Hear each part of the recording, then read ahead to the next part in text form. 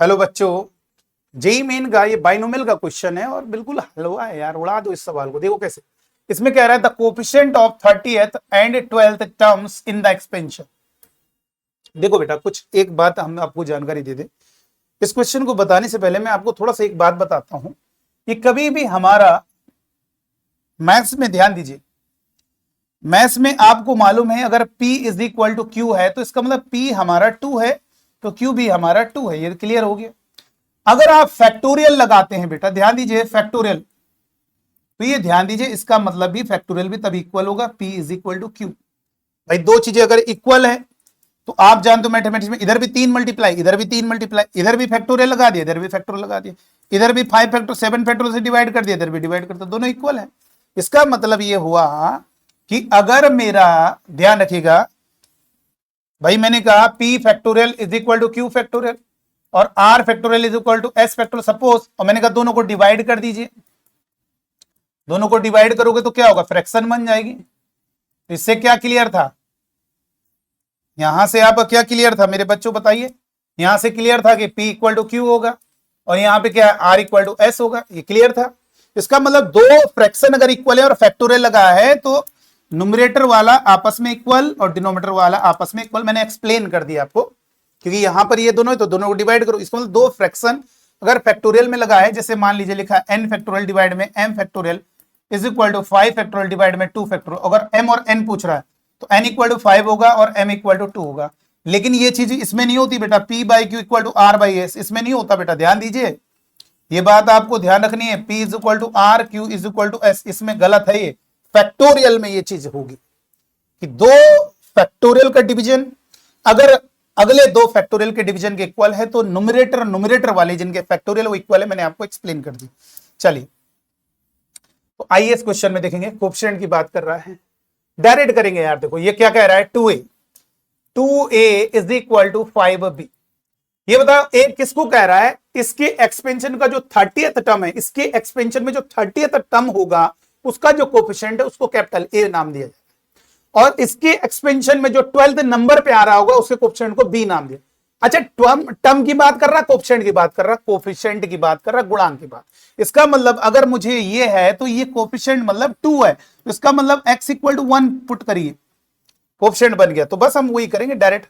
30 term लिखो जल्दी से, उसका केवल कोएफिशिएंट लिखना, x की जगह 1 रखना, तो 30 टर्म क्या होगा 29। यहां पर होल पावर यहां आएगी, दूसरा नंबर 1 गायब, x की जगह 1 रखोगे वो भी गायब। ये हमारा कोएफिशिएंट हो गया 30th टर्म का। चलो अब ये बताइए b क्या होगा, 12th टर्म का कोएफिशिएंट। c के नीचे 12th टर्म तो एक कम होता है 11, और ये होल पावर 2n-1, और फिर वो 1 रखो, कोई फायदा, बस ये हो गया।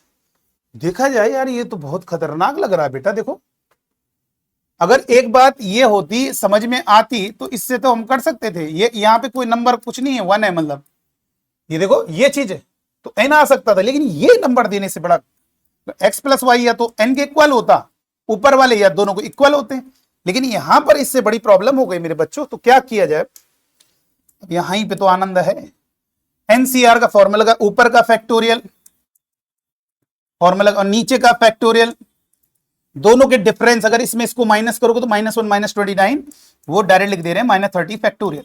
अभी देखो मजा आ जाएगा। और ये क्या होगा, ऊपर का फैक्टोरियल नीचे का फैक्टोरियल और दोनों के डिफरेंस यानी 2n-12 का फैक्टोरियल। सर जी कैसे होगा, अब देखते रहो, ये कैंसिल हो गया, ये भी कैंसिल हो गया।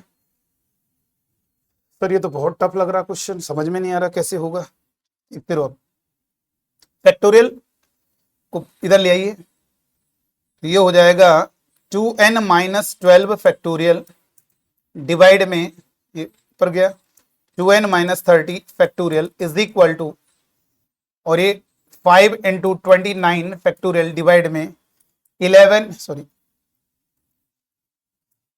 2 × 11 फैक्टोरियल। सर ये इक्वल नहीं, ये कैसे हो जाएगा इक्वल, ये 5 ना रहता, ये 2 ना रहता, तो 2n-12 इक्वल टू 29 हो जाता। ये 5 और 2 है, इनको फैक्टोरियल कैसे बनाया जाए। देखो इधर आप बच्चों को ये बता दें, जैसे मैंने लिखा 6 फैक्टोरियल का मतलब आप जानते हो कि भैया 1 से लेकर 6 तक का मल्टीप्लाई। अच्छा ये बताओ अगर मैं इसमें 7 का मल्टीप्लाई कर दूं तो क्या 7 फैक्टोरियल नहीं बन जाएगा भाई। इसका मतलब हुआ 1 से लेकर, इसका मतलब 7 था, 6 भी आ गया, तो ये हो गया। इसका मतलब ये 6 फैक्टोरियल 7 इंटू 8, तो क्या इसको मैं 8 फैक्टोरियल पूरा हो गया कंप्लीट, 6 7 8, 1 से लेकर 8 तक का मल्टीप्लीकेशन, तो हो तो गया खत्म। कैसे? 29 30 फैक्टोरियल बनाना है तो 6 की जरूरत, 30 बन गया, लो इधर भी 6 का ऊपर नीचे मल्टीप्लाई, तो ये 30 हो गया। तो यहां पे लिखेंगे 2n माइनस 12 फैक्टोरियल डिवाइड में 2n माइनस 30 फैक्टोरियल और इज इक्वल टू, अब ये बताओ 30 हो गया, 29 के बाद कौन आता है, तो 30 फैक्टोरियल और डिवाइड में 12, अब वो भी कंप्लीट हो गया, 11 के बाद 12 तो 12 फैक्टोरियल। अब यहां से क्या मजा आ गया, क्या आनंद आ गया सर जी, अब वो बात आपकी समझ में आ रही है कि 2 फैक्टोरियल का डिवीजन अगर 2 फैक्टोरियल के डिवीजन के इक्वल होगा तो अंदर वाला पार्ट न्यूमरेटर का इक्वल होगा। 30 तो यहां से 2n इक्वल टू माइनस 12 उधर गया तो 42, n is equal to 21, 2 divide में जाएगा 21। सर जी अगर इधर इक्वल, अरे तो चाहे किधर से भी करो तब भी उतना ही आना है, तो ये थोड़ा ना अलग हो जाएगा, ये देखो 42 तब भी देखो n उतना ही आ रहा है 21, 2 डिवाइड में जाएगा, तो आंसर क्या होगा, n की वैल्यू पूछ रहा है। चलिए आज की वीडियो में इतना ही, थैंक यू।